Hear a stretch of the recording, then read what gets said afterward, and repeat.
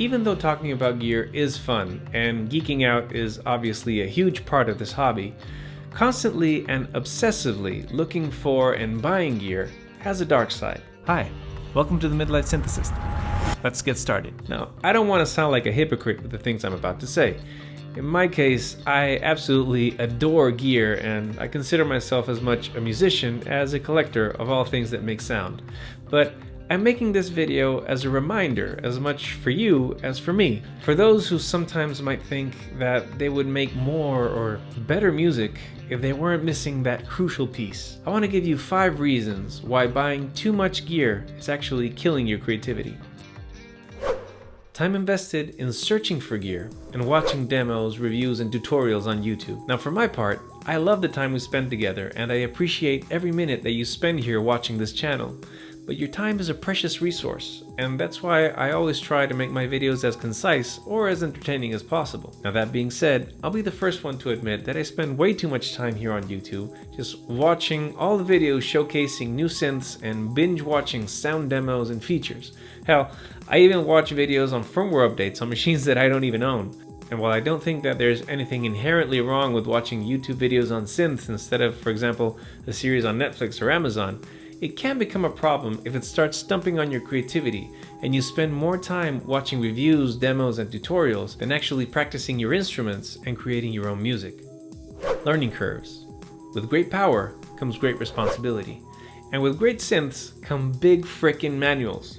The more complex and capable a synth or sampler, it is usually accompanied by a similarly impressive learning curve and manual. A common example is the Octatrack, but even on the Synthstrom Deluge being way more friendly, that thing is no slouch when it comes to manuals. And that is pretty much true for any well-equipped music machine. Each has its own particular workflow, its hidden features, and its ecosystem, all of which you'll have to learn if you expect to be able to use any of them effectively. The thing is, when gas hits, I usually don't think that much about the time that it takes to get used to a synth. But after years of buying and selling gear, now I look back and I realize that I spent an absurdly huge chunk of time reading manuals and learning how gear works, perhaps even more than I've spent actually making music on said gear. Now once again, this is time that is spent away from your creative process and spent away from making new tunes or sounds that will fill your life with so much more joy than learning where the hell the LFO knobs are. So next time you consider buying new gear, think of the investment not only in money, but of time that you'll be sacrificing for you to finally learn how the hell your new synth works. Playing together. A huge part of what makes owning a multi-synth hardware setup just like this one lots of fun is setting things up so that they all play well together.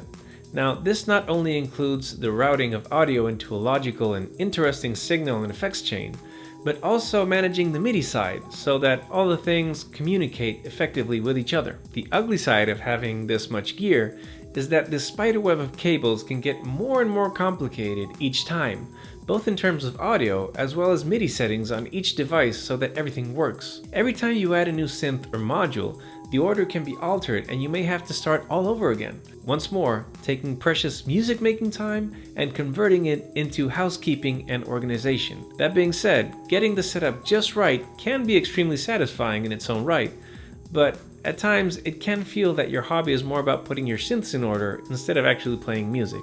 By the way, if you're enjoying this video, I would really appreciate it if you could please take a second to hit that like button and drop me a comment down below and tell me how you think that I can make these better. Thanks a lot. Option paralysis. I've often referred to being overwhelmed by too many software synths and presets as being one of the main reasons for me steering away from the DAW as my main music creation environment. I personally found it easier and more inspiring to make music in the hands-on and direct approach that a DAW-less setup can bring. However, it can get just as bad once you reach a certain number of hardware synths and drum machines. As your options multiply and become so vast once again, your creativity can be stricken down by blank page syndrome. In simpler terms, when faced with an enormous amount of options, just choosing where to start can be enough to crush the moment of inspiration. Gas overload. I know we joke a lot about gas, but the truth is, it can get to a point where it can be crippling from a creative standpoint. Obsessing over gear can be extremely stressful, and it can take over your mind and your soul, and you can find yourself not being able to sleep at night, just dreaming of the moment when that next synth will be yours. Believe me, I'm speaking from experience here. Creativity by nature requires a certain state of mind. It requires you to be in the moment. When you're obsessing over new gear, your anxiety disconnects you from your present, and you're living in an uncertain future that's just outside your reach. In that foggy state of mind, chances are you're going to have a very hard time getting into the zone where music can actually flow out of you. So this is an invitation to look around you. We're living in a fever dream of musical possibilities, where never before have so many sonic options been available to the bedroom musician. Chances are you already have everything you need around you to make the music you really want to make. The most important instrument you have is your mind. Your only real limitation is your imagination. Wow, that rhymed. So grab what you have and pour your heart and soul into it and make something awesome. And try to remind yourself, it only has to be awesome to you. So what are your thoughts on owning way too much gear? Has it been a problem for you, or has it been a source of inspiration? Tell me in the comments, because I'd really love to know. And hey, if you're not convinced and you think that buying more gear is the way to go, I completely respect that.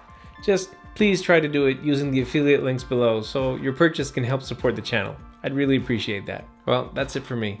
I hope you found this video useful, or at least entertaining. Have a great week. I'll see you in the next one.